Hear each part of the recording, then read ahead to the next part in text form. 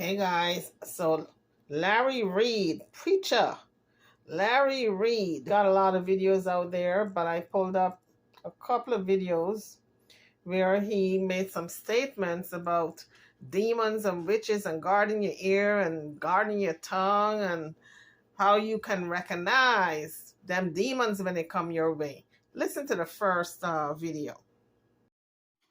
And I'll be stopping the video to do my commentary in between. So he kind of glossed over the first part and jumped straight to manipulation, the second part. So the components he said is intimidation, manipulation, domination, adoration, validation, compensation, and sympathy. And folks, that kind of sound like similar to what Levantry went through, allegedly.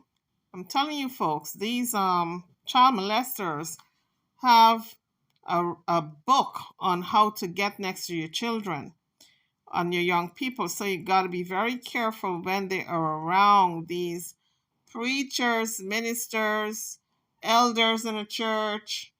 I'm not talking about the lay person now. I'm talking people in the church, because a lot of times we trust the people in the church, like our pastors and ministers, and they're the ones who are doing the molesting. And they're the ones who got a book of how to get to your children. They have it down to science. Two, the second component of witchcraft is manipulation. This is alleged, but Levantry said Larry Reid manipulated him and groomed him for a whole year and then molested him the second year. That would be manipulation. The video cut short right there, but I'm going to continue to go through the components. The next would be domination. And we know with people who are trying to get to your children, they will dominate them, outsmart them, and then be very dominant in like a leadership role. Adoration, when that young person adores the leader, as in this case with Levantry adoring Reid. Validation, the need for the individual to feel important and validated and acknowledged on both sides, really. And then there's compensation. You do this for me, I'll do this for you. It's like being compensated for services. Levantry said that Reid would give him $60 as compensation. He was promised several things as compensation. It's all alleged. The last component of witchcraft in the church, he said, is sympathy. When you sympathize with your abuser, this is how I'm looking at it. It could be sympathy for something else. But here he was talking about witchcraft and being abused, really, and manipulated by people around you. And so in that context, I'm using sympathy as you sympathizing towards your abuser. But all these components, it just sounded as if, to me, he allegedly exhibited with this young man in the church, whose name is Levantry. And I'm going to show you guys how to protect yourself from being a victim of the energy that's coming through the platform of Bishop Whitehead, who days used to be the Catholic and we're going to go peace, and unwind with Tasha K. So now, because Tasha K outed him, now he is her enemy. So he's preaching to his congregation how to block that negative energy from your enemy. And he specifically mentioned Whitehead.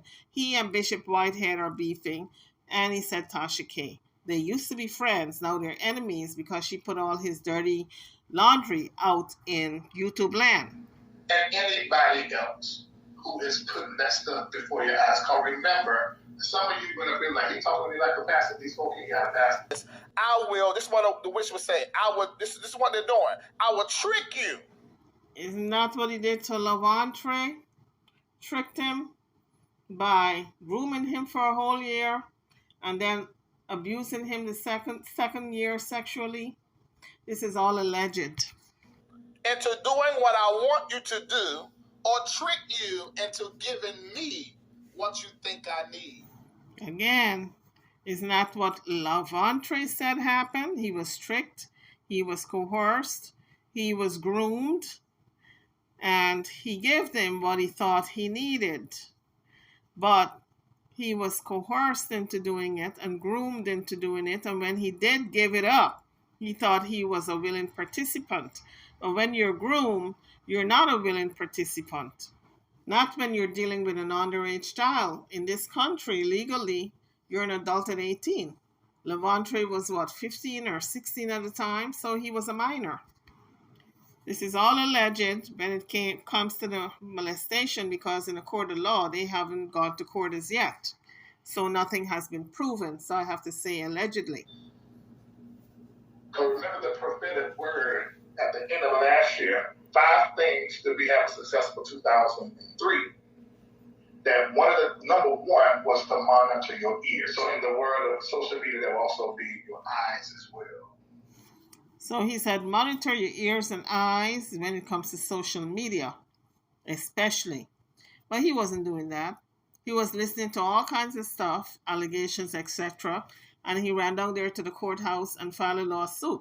So he was not monitoring his ears against one of the young men who accused him of molestation. So I'm going to show you how I've done it, how I stayed not reacting. Because if you read stuff and hear stuff, you're going to start reacting. I think Larry Reid reacted when he sued the young man who accused him of molestation. Didn't he react by suing? So how can he get out now and say, guard your ear, when he didn't guard his own ear? God just put it in my spirit to sow this $1,000 because you are a man of God and you had changed my life. But what you do not know is that the pastor been on a fast just like witches do, don't eat meat, and have been dancing around in the spirit world doing chants. They may be saying praying and intercession and praying and asking God to touch the heart of the person that is in the church that got the money to sow the seed what they need. Larry Reid is telling all the secrets. All them other bishops are biting their fingernails. They're like, don't tell it, don't tell it. You're giving away all the secrets. And you said, God put it in my heart and I'm sowing this seed. God spoke to me. No, it was the witch pastor in the spirit world at a level you are not, chanting and creating that moment. So guys, when you go to church and they start beating the tambourines and they start beating the drums and the congregation is all up in a fury and everybody is doing the praise dance and falling out on the floor and pulling their hair and their clothes out and the clothes off and just kicking the heels off, and you feel the spirit moving in you. And what he's saying is that's all designed for you to give up that money. At least that's my interpretation of what he's saying. What's yours? Drop it in the comment section. Maybe your takeaway is different from mine. So you heard him say, guys, they are witch pastors. Okay? I'm wondering if he's counting himself among the witch pastors. Because a lot of times, if you listen closely, people do tell on themselves. This is all alleged. Anyway, let's continue to listen. And you just follow suit and think you heard from God when you actually heard from your pastor. You heard that, folks? So on Sunday morning when you go to church and your pastor says, dig out the last $1 because God is going to bless you.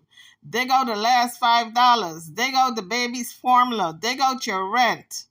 Don't do it because they're not going to help you to pay that rent when it rolls around, okay? You pay that rent first. He told you to sow that seed. God didn't tell you to do it. Practice what you preach. Practice what you preach. I hope Larry Reid is following his own teachings. And I fast weekly most of the time. Sometimes I don't. But most of the time I fast weekly. That's a part of you being saved. Y'all ain't got no fasting like this when you're back. Now he just said he fasts every week, just about. And as part of being saved. And I'm saying to myself, well, he's saved. He says he's saved, and he got out and did all them things for them young men, and got out, and we got it on tape where he says he told that young man to go masturbate when he said he had a sexual problem, and all the stuff that was coming out of his mouth. I'm telling you guys, if he's saved, I guess I'm one of them angels in the sky flying. So, guys, I think we all are aware of what's going on with Larry Reid.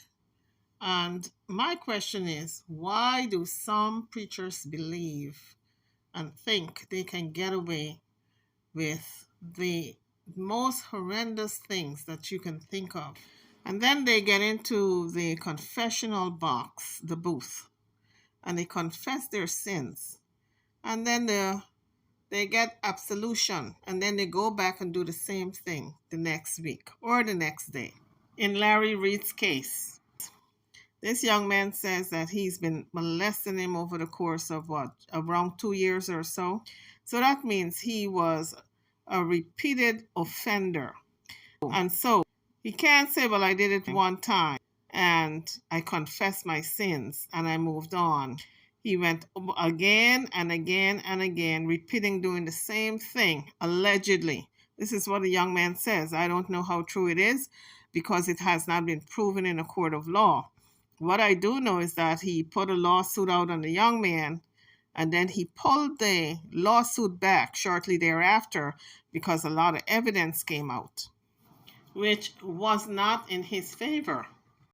Dashike initially was with Larry Reid on his side, but I think once the evidence came out and she got a hold of certain evidence, then she saw that he was allegedly guilty and she switched teams, and now he made her his enemy.